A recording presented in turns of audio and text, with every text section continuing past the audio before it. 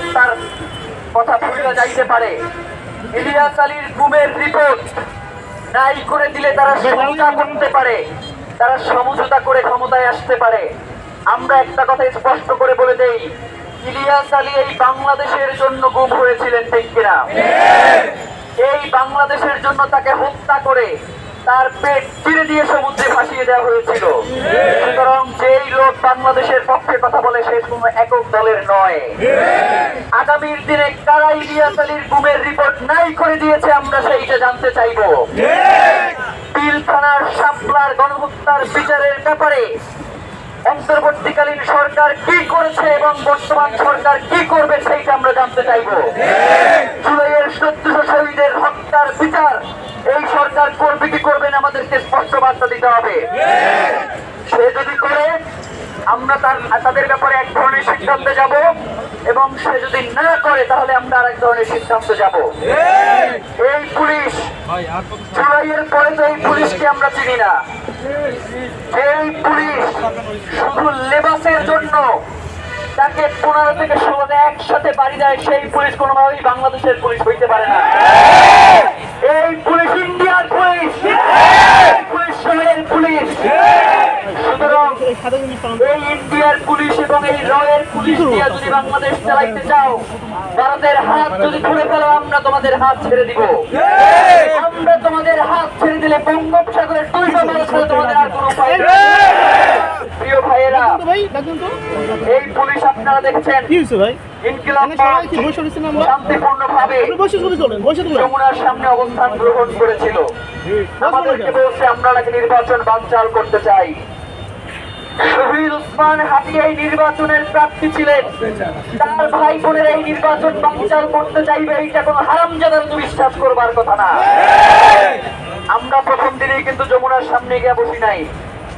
আমরা 7 দিন ধরে তার পিএস, এসিএস, অন্য যারা ছিল তাদের সাথে ডক্টর ইউনূসের একটা অ্যাপয়েন্টমেন্ট নেওয়ার চেষ্টা করেছি। তারা ডক্টর ইউনূসের কাছে এই সংবাদ পৌঁছায় নাই। এরপরে আমরা সংবাদ সম্মেলন করে বলেছি, এই লোকটা কি সংবাদও দেখে না যে সংবাদে কোথায় কি হয়? আমরা বলেছি যে কার সাথে যোগাযোগ করলে ডক্টর ইউনূসের একটা অ্যাপয়েন্টমেন্ট পাওয়া যাবে। 2 দিন সংবাদ সম্মেলনের পরে আমরা অপেক্ষা করেছি, এরপরেও তারা আমাদেরকে কোনো অ্যাপয়েন্টমেন্ট দেয় নাই। শহীদ ওসমান হাদির স্ত্রী, তিনি যমুনার সামনে 8 ঘন্টা তাকে বসিয়ে রাখা হয়েছে, 1 ফোঁটা পানি তাকে গ্রহণ করতে দেওয়া হয় না। সেই যমুনা কোনোদিন জনগণের হয়েছিল এইটা আমরা বিশ্বাস করি না। আপনি অনেক ভালো কাজ করেছেন, বিভিন্ন ফেসবুক পোস্টে আপনার এই ভালো কাজের প্রমাণ করে নিশ্চিত করে আপনি শহীদ ওসমান হাদি হত্যার বিচার করতে পারেন নাই, জুলাইয়ের শহীদদের হত্যার বিচার করতে পারেন নাই। আপনি 10-এ 0 পাইছেন।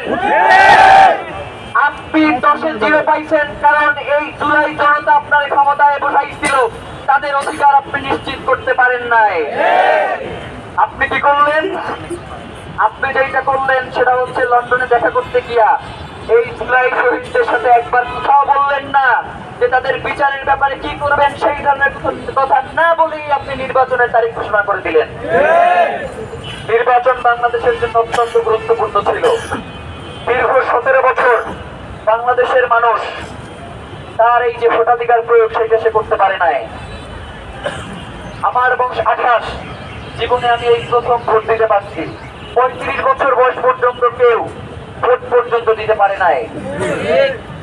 এই যে এতদিন পর মানুষ একটা ভোট দিবে এটা দরকার ছিল, কিন্তু এখন যে জুলাইকে অস্বীকার করা হইতেছে, জুলাই গণভোটের ব্যাপারে আপনার এমপি মন্ত্রীরা ফাইজলামি মার্কা কথাবার্তা বলতেছে, এদেরকে থামান, এদের লাগাম টেনে ধরেন। এদেরকে যদি লাগাম টেনে না ধরেন এই জুলাই জনতা কিন্তু তাদের লাগাম টেনে ধরে বাধ্য হবে। প্রিয় ভাইয়েরা, আমাদের কথা বললে অনেকেই নাকচ হয়। যমুনার সামনে টিয়ার শেল মারতেছে, আমাদের ভাইয়েরা 5 জন আহত হইয়া বসে আছে। এরপরে আমাদেরকে আক্রমণ করছে, আমাদের শতাধিক ভাই আহত হইছে। আমাদেরকে আমাদের খুব শুভাকাঙ্ক্ষী উপদেষ্টারা ফোন করে বলে যে তোমরা কেন বললা যে থাপ্পড়ে দাঁত ফালাইয়া দিব, এটা প্রথম পেয়ে ফলাই দেওয়া উচিত। মানে সে আমারে মারতেছে, আমি তারে থাপ্পড় দিব, এই কথাটাও বলতে পারবো না। এই যে শেখ হাসিনা মুখ বন্ধ করার চেষ্টা করছে না, পারছে? তার মুখ বন্ধ হয়ে গেছে না? এখন সে ভিডিও কলে বার্তা পাঠায় না? যদি আমরা তারেক রহমানকে সম্মান করি, তার সমালোচনা করব, তাকে যেভাবেই হোক সমালোচনা করে আমরা বাংলাদেশ পন্থী করে রাখবো। বিএনপিকে কোনোভাবেই আমরা ভারতের দাস হইতে দিব না। জামাতকে আমরা কোনোভাবেই ভারতের দাস হইতে দিব না।